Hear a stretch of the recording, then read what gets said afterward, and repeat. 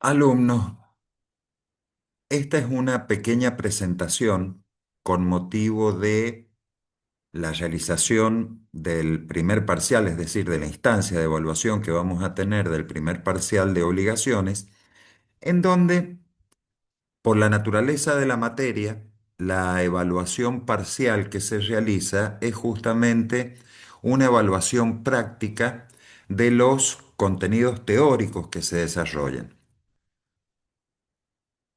Entonces, muchas veces resulta conveniente y provechoso que tengan la posibilidad de tener algún tipo de explicaciones de cómo se resuelven los casos. Bueno, los casos que se ponen acá han sido elegidos o han sido redactados por mí, cuatro casos bastante sencillos, en donde vamos a ir viendo de qué manera se deben desarrollar por parte de ustedes en el examen parcial y además, cómo deberían fundamentar las respuestas que ustedes dan. Si se fijan, aparece caso uno, caso 2, no aparece un caso 3, aparece un caso 4 y un caso 5. ¿Qué es que representan esos números? Esos números de orden, para que ustedes no se confundan, representan justamente las unidades de donde se analizan los contenidos teóricos con los que se pueden resolver las situaciones planteadas. Entonces, vamos a comenzar, vamos a comenzar justamente explicando cómo se debería resolver. El primer caso planteado es el de este señor Alberto Díaz, que ha comprado un inmueble y el inmueble se encuentra alquilado a una tercera persona. Al recibir la posesión del inmueble, el comprador intima el desalojo al locatario y este último concurre al abogado con el problema de que él tiene un contrato de alquiler hasta el 2028, pero le están reclamando hoy en día la devolución del inmueble. Bueno, ¿de qué manera se debería resolver? Cuando ustedes han visto la unidad uno,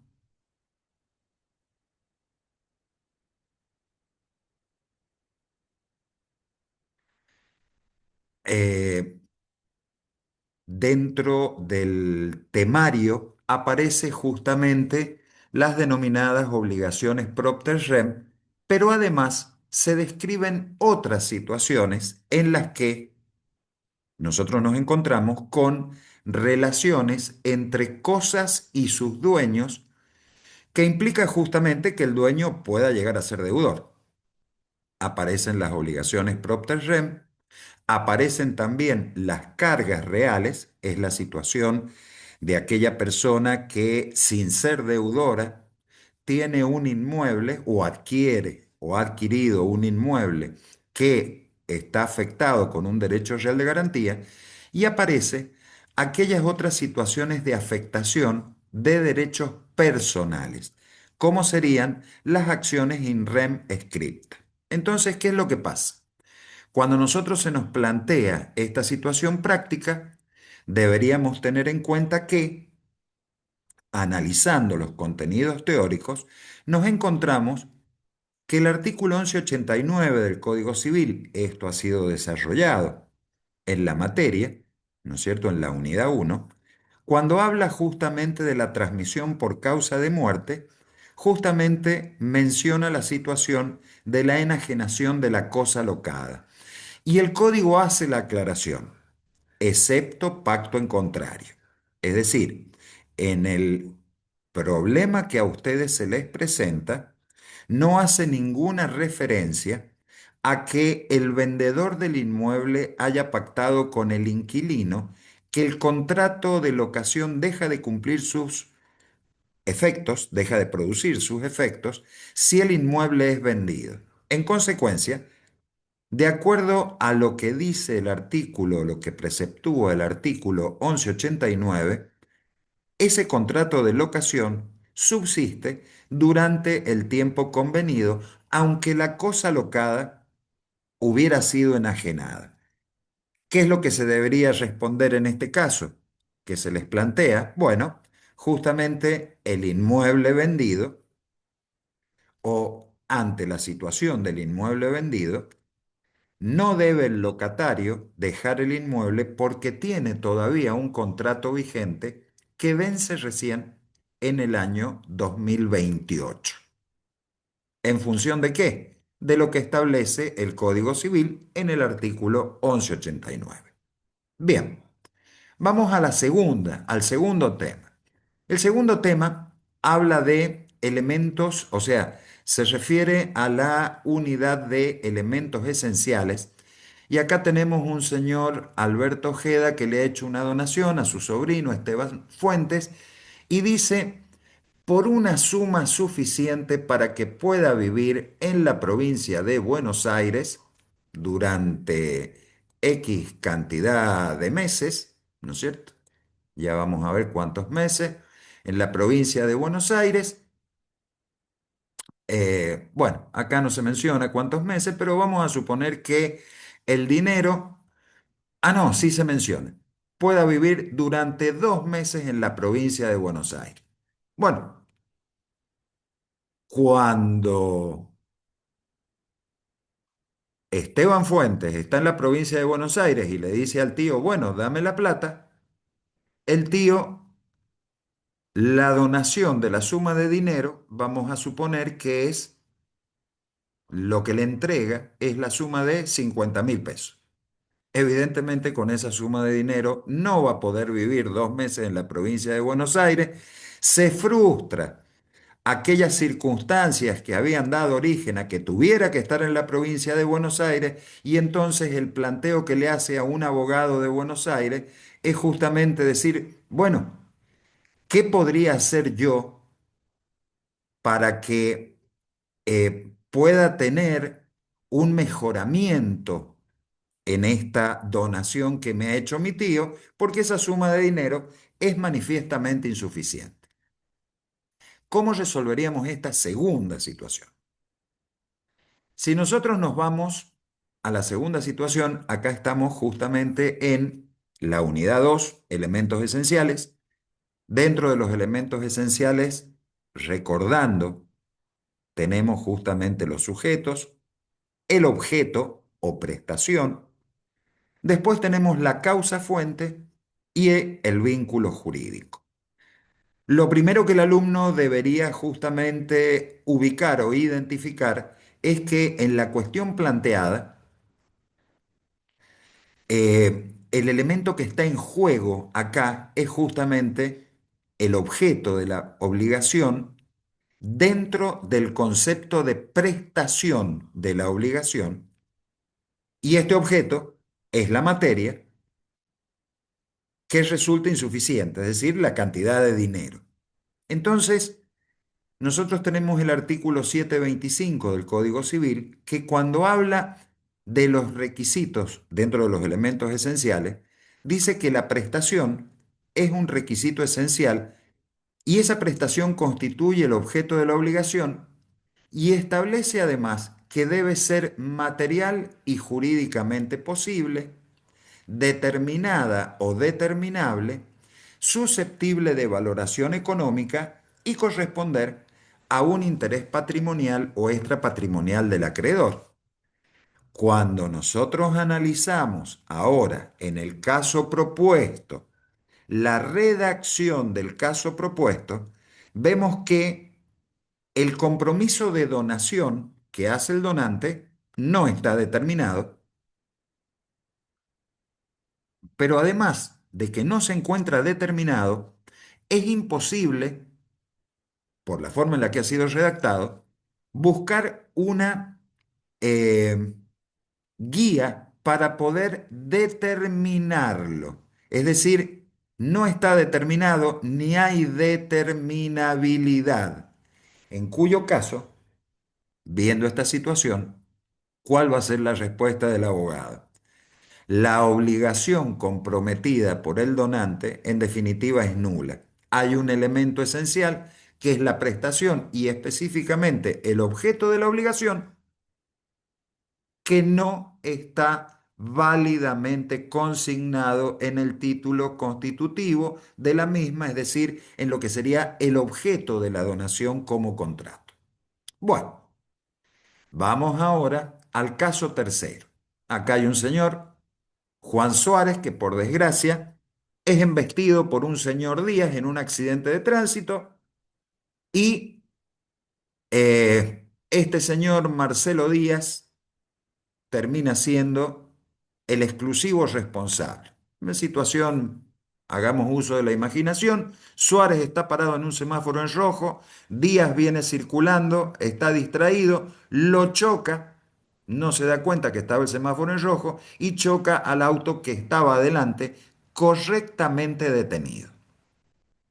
Bueno, como consecuencia de esto, al momento de reclamar eh, las sumas de dinero por el daño que se le ha producido en el auto a Suárez, evidentemente Díaz no paga, se inicia un juicio y al iniciar el juicio, Suárez obviamente no solamente lo denuncia al autor del evento, en este caso Díaz, sino que dice en la demanda, mire, la compañía de seguros es tal.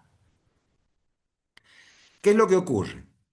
Cuando se hace la ejecución de sentencia, Suárez gana el juicio, le tienen que pagar 7 millones de pesos. Resulta que Díaz no tiene plata. No tenemos de dónde sacarle dinero. Díaz no tiene cuentas corrientes, no tiene inmuebles a su nombre que puedan ser embargados. Y acá viene la cuestión. ¿Cuál es el camino jurídico de cobro que podría ejercer Suárez para recibir el monto de la indemnización? Y nuevamente aparece en la consigna, responda fundamentando jurídicamente. Bueno, acá, en esta tercera situación, ¿con qué nos vamos a encontrar? Con que cuando nosotros analizamos la situación planteada, es evidente que estaríamos en presencia de una situación en la que el acreedor tiene derecho a que el deudor le pague voluntariamente conducta jurídica esperable y que no se ha verificado. Primer escenario que lo descartamos. Segundo escenario, cobrar de modo forzado. Cuando Suárez ejecutó, después de que le salió favorable la sentencia, cuando Suárez ejecutó a Díaz para cobrarle, Díaz es insolvente. Y entonces, ¿qué es lo que pasa? Tendría otro recurso que lo sugeriría, obviamente, el abogado de Suárez, en este caso ustedes, y sería el recurso proveniente del 730 inciso B, hacerse pagar por otro. Hacerse pagar por otro muchas veces implica las subcontrataciones, implica las sublocaciones, pero también implica como forma específica de acción directa el seguro de responsabilidad civil en donde la víctima puede demandar y cobrar directamente del asegurador. Y entonces el asegurador es el que debe mantener indemne al asegurado en la medida del monto contratado. No damos una consigna particular porque esto no es una materia donde hablemos del tema de seguros, pero podríamos decir simplemente el siniestro estaba perfectamente protegido. Entonces, vamos a ver que nosotros tenemos una norma, es el 736, habla de la acción directa, pero tenemos que recordar que tenemos un fundamento también en el 730, inciso B. La respuesta la respuesta que en este caso se debe dar es que justamente el 730, inciso B del Código Civil, le permite al acreedor, en este caso el que ganó el juicio, cobrarse de un tercero lo que el deudor le debe. Acá entonces procedería a la acción directa de acuerdo a lo que marca el artículo 118 de la ley 17418, que no la ven ustedes, la verán en otras materias de la carrera, la posibilidad de cobrarle a la compañía aseguradora. Y entonces ahí yo tengo un esquema, que es el esquema de desarrollo de cobro que menciona el artículo 736, que explicando que la acción directa es aquella que le compete al acreedor para percibir lo que el tercero le debe a su deudor. En este caso, lo que se debe se está debiendo con causa o con arreglo a una sentencia judicial en la que el asegurado debería pagarle a la víctima el monto del seguro. Entonces ahí procede que ustedes analicen. Habría que cambiar, obviamente, los sujetos que tenemos en este pequeño gráfico: acreedor, deudor y tercero deudor. Cuando hablamos de acreedor, ¿no es cierto? No sería el locador, sino que estamos hablando la víctima del accidente. Cuando hablamos de deudor, no estamos hablando del locatario sublocador, sino que estaríamos hablando del autor del evento dañoso, el que chocó. Y cuando hablamos del tercero deudor, estamos hablando de la compañía de seguros. ¿Qué es lo que le paga o de qué se cobra directamente el acreedor sobre la compañía de seguro? El monto de la indemnización. Y esa sería la fundamentación de la respuesta. Y en el cuarto caso, tenemos la situación que sería el equivalente, ¿no es cierto?, a la unidad 5, por eso está identificado como unidad 5. Tenemos el caso de la unidad de patrimonio, donde lo que vemos es específicamente una situación de ejecución individual, donde tendríamos que analizar privilegios y prioridades de cobro. Si hablamos de acreedores privilegiados o si hablamos de acreedores comunes o quirografarios, entonces la situación que se propone es bastante sencilla. Hay un señor, Ismael Fernández, que afronta varias ejecuciones con sus acreedores, o respecto de sus acreedores. Nos vamos a saltear ese contenido y nos vamos a ir al final.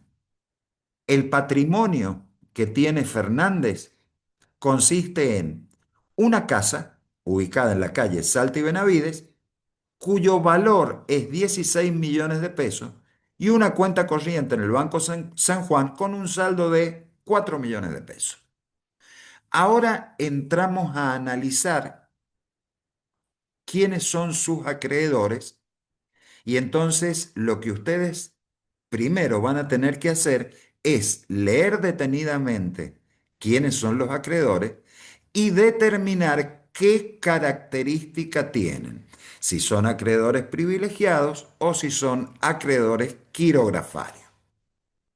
Aparece como primer acreedor enumerado la Dirección General de Rentas por deudas que reclama desde el año 2025, es decir, en el año 2025 inicia la ejecución, 7 millones de pesos.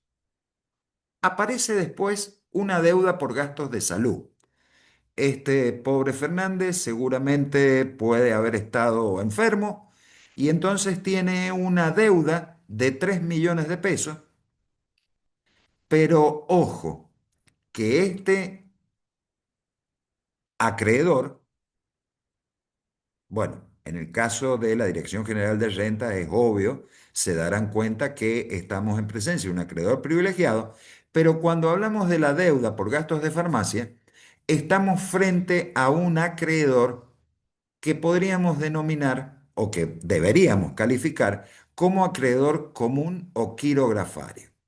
¿Cuál es el dato relevante a tener en cuenta?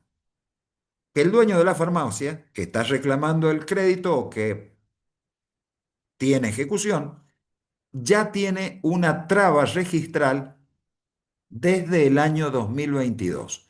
Todavía no ha ejecutado, no ha hecho efectiva la subasta del inmueble, y la traba registral es sobre el inmueble de Salta y Benavides, que es el único inmueble que tiene ¿no es cierto?, Ismael Fernández. Después tenemos deudas salariales. Ismael Fernández tiene desde al mes de abril del 2026 empleados registrados, dos de ellos tiene deudas salariales de 9 meses a cada uno de ellos, en mayor o menor medida. Esto es una cuestión de promedio, es una cuestión muy general para que entiendan cómo se aplica la ley. A cada uno de ellos le debe aproximadamente, hemos puesto 1 millón de pesos mensuales a cada uno. Con lo que, si hablamos de 9 meses, es 9 millones de pesos respecto de cada empleado. Las deudas salariales totales serían por 18 millones de pesos. Después tiene una deuda de AFIP Arca, actualmente Arca, era antes la Administración Federal de Ingresos Públicos, donde, ¿qué es lo que está reclamando AFIP? AFIP está diciendo, a mí me está debiendo por bienes personales, no se consigna en el detalle conceptual de este acreedor, pero este señor Fernández me está debiendo bienes personales, y me está debiendo bienes personales sobre el inmueble que él tiene declarado, que es el de calle Salta y Benavides. ¿Cuánto me debe o cuánta deuda impositiva, cuánto crédito impositivo tengo yo a FIP? 6 millones de pesos. Y esta deuda es del año 2024. Y finalmente aparece otro crédito más, que en realidad son dos créditos. Primero, con una ferretería por materiales de construcción por 3 millones de pesos. Y después por gastos de construcción, que sería la situación del constructor, por 6 millones de pesos. Pero estas deudas son generadas justamente en el inmueble de calle Benavides y Salta, o de calle Salta y Benavides. Entonces, nosotros acá tenemos el panorama de las ejecuciones individuales, pero según hemos visto, y a eso es a lo que nos vamos a dedicar ahora, es ver cómo resolvemos, cómo resolvemos nosotros todo toda esta maraña que tenemos de acreedores. Y para esto, que ustedes obviamente tienen a su disposición, ¿no es cierto? A su disposición tienen la norma del código, tienen las imágenes del PowerPoint, tienen dos normas que son centrales. El artículo 2582, que establece la enumeración, y el artículo 2586, que determina cómo se resuelven los conflictos de privilegio especial. Lo primero que van a tener que hacer entonces es discriminar quiénes son acreedores privilegiados y quiénes son acreedores comunes o quirografarios. Pero deben tener en cuenta que cuando se mencionan estos dos artículos,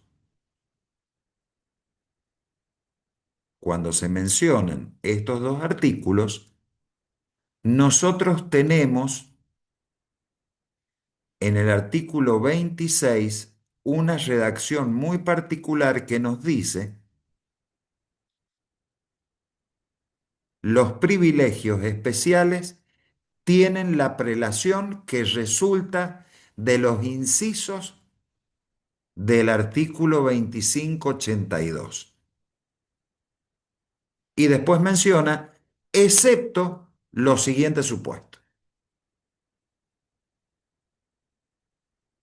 Entonces acá, cuando nosotros vamos a la lectura del artículo 2582, tenemos que leerlo y aplicarlo en el orden de su redacción. ¿Qué quiere decir esto?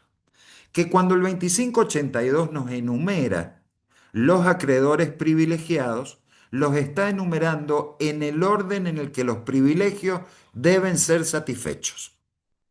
Con lo que, cuando el 2582 en el inciso A dice gastos hechos para la construcción, mejora, bla, bla, bla, y también los créditos por expensas comunes, lo que nos está expresando la ley es, estos cobran primero. Hay un orden de prelación en el que se determina quién cobra primero. Segundo, ¿cuáles son los que vienen después? Créditos con remuneraciones debidas al trabajador, pero en este caso por 6 meses. Y los provenientes de indemnizaciones por accidente de trabajo, antigüedad, bla, bla, bla, que estos cobran son créditos privilegiados, las deudas salariales y los montos de condena de las indemnizaciones en segundo término. Después, congruente con el inciso B, el inciso C habla de los dependientes ocupados por el propietario en la edificación, reconstrucción, reparación de inmuebles. Y entonces acá estos vienen a ser aquellos que han colaborado en el mantenimiento del inmueble, serían algo parecido a empleados. Estos tienen también un crédito privilegiado y el crédito privilegiado es justamente el inmueble donde han realizado estas tareas. Cuarto, eh, los impuestos, tasas y contribuciones de mejoras, ¿no es cierto?, que se apliquen a determinados bienes sobre estos impuestos, tasas sobre el inmueble, recuerden, calle Salta y Benavide, y contribuciones sobre mejoras que se pudieran haber hecho o que se hagan.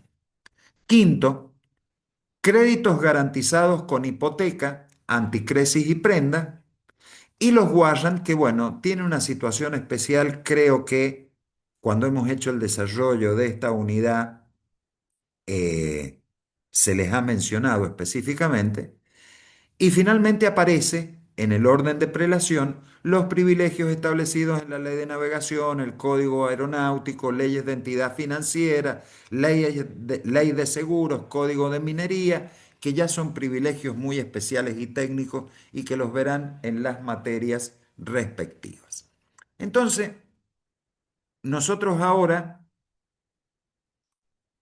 tenemos que empezar a darle orden a esta secuencia de ejecuciones que tenemos.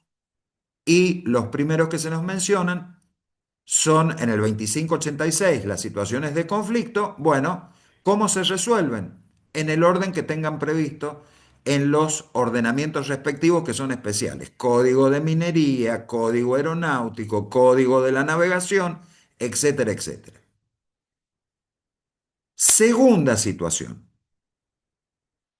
Yo en el 2582 tengo un orden de prelación, pero si aparece un crédito que emerge como consecuencia de un derecho de retención, entonces este crédito del retenedor prevalecería sobre ese orden de prelación.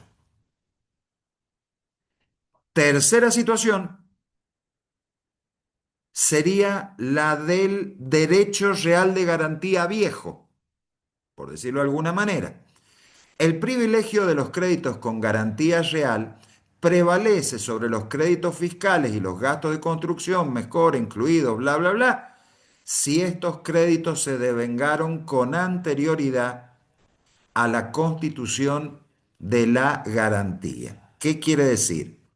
El orden de prelación es el que hemos visto, pero si estamos hablando de que la garantía real es de fecha anterior, entonces en ese caso los créditos garantizados se van a poner por arriba, van a cobrarse primero.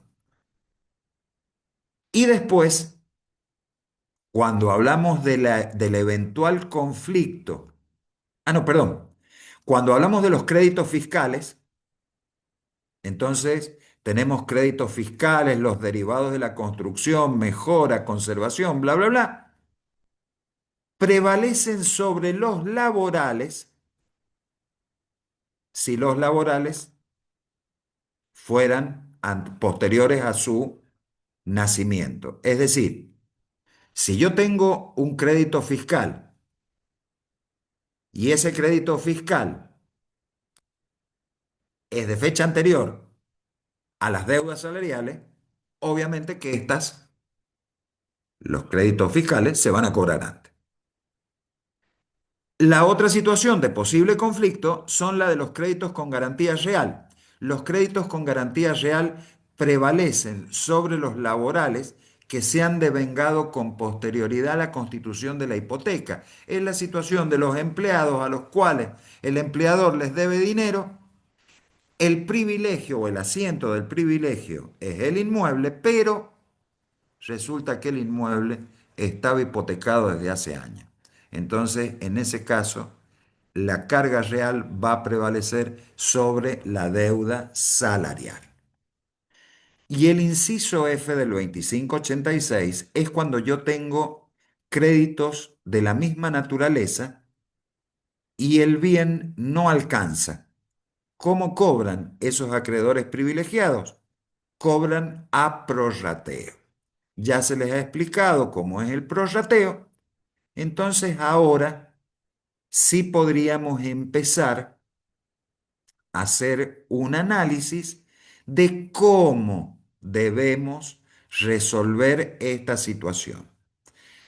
Previo a eso, deberíamos recordar, es decir, en la forma de redacción de la respuesta, yo voy a tener primero que hacer la discriminación de cuáles son los acreedores privilegiados, los acreedores comunes o quirografarios, y debería a continuación, en el caso de los acreedores privilegiados, establecer cuál es el asiento del privilegio. El asiento del privilegio es una cuestión esencial porque el privilegio se predica, se aplica sobre la cosa que la ley determina como garantía de ese crédito privilegiado. Y debemos recordar que cuando el privilegio o la cosa en el derecho real de garantía se extinguen por ejecución o subasta de la cosa que es asiento del privilegio o que es objeto, materia del derecho real de garantía, los saldos de esos créditos privilegiados o de esos créditos con derecho real de garantía que han quedado impagos, los saldos, los acreedores no los pierden, sino que pasan a ser créditos comunes o quirografarios. Si hemos entendido esto, entonces ahora podríamos volver a la presentación del caso. ¿Y con qué nos vamos a encontrar? Bueno, con que el primer acreedor privilegiado es el constructor y los gastos de construcción, 9 millones de pesos. Después tenemos un segundo privilegiado. Recordemos esa prelación del 2582. Salarios.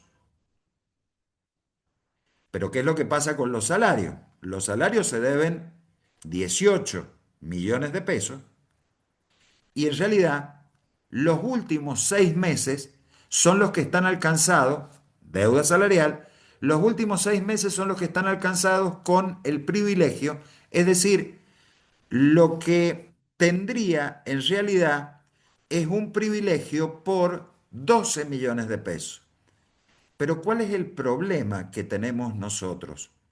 Que si nos vamos abajo, nos vamos a encontrar con que tenemos 16 millones de pesos, que es lo que vale el inmueble, y ese inmueble es justamente el asiento del privilegio, pero ya nos hemos gastado 9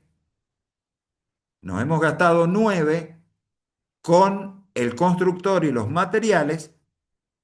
Entonces, de ese privilegio, los salarios solamente voy a poder pagar 7 millones en segundo término y me van a quedar 11 millones de estos privilegios que han perdido el asiento y pasan a ser acreedores comunes o quirografarios. Yo tengo entonces los créditos privilegiados que van a cobrar son el del apartado E, en el caso, y el del apartado C, parcialmente. Después tenemos A y D, de la enumeración de acreedores, que a pesar de que son acreedores privilegiados, ya no tienen asiento, porque por la prelación de privilegio, en la subasta del inmueble que constituye el asiento, se pagó el privilegio de los constructores y de parte de las deudas salariales. Entonces, me voy a encontrar con que A y D tienen en la suma de los dos 13 millones de pesos, que es AFIP eh, y Dirección General de Renta, que los tengo que sumar a los 11 millones de pesos del saldo que les quedó a los trabajadores con deuda impaga. Y después tengo un acreedor común o quirografario, que es justamente la deuda de farmacia de 3 millones de pesos, que en el caso que se les propone dice que tiene traba registral, es un acreedor común o quirografario con prioridad porque tiene traba registral. Pero ¿cuál es el problema? Que esa traba registral no se puede oponer a la ejecución de los acreedores privilegiados. La traba registral implica prioridad entre acreedores comunes o quirografarios, con lo que podríamos resumir que acá tenemos 11 millones de pesos, más 13 son 24 millones de pesos, más 3 millones de pesos, 27 millones de pesos, y a esos 27 millones de pesos yo los tengo que pagar con 4 millones de pesos. ¿Cómo hago para pagar con 4 millones de pesos los 27 que estoy debiendo? Siendo todos estos comunes o quirografarios, entonces yo acá voy a hacer, pues no había hecho la cuenta, discúlpenme, voy a hacer en un segundito ahora la cuenta. Vamos a dividir 27 en 4 y a cada uno de esos acreedores yo le voy a tener que pagar casi el 7% de lo que les debo. Entonces, de esa manera me sale el 6,75. Eh, a cada uno de los acreedores les voy a tener que pagar un porcentaje y ese porcentaje va a ser justamente el equivalente de lo que yo tengo representado con lo que debo. De ahí establezco el prorrateo. A todos va a ser el prorrateo en idéntico porcentual, pero cada uno va a tener sumas distintas. Bueno, esto espero que les resulte lo suficientemente claro como para tenerlo presente al momento de poder resolver las situaciones prácticas.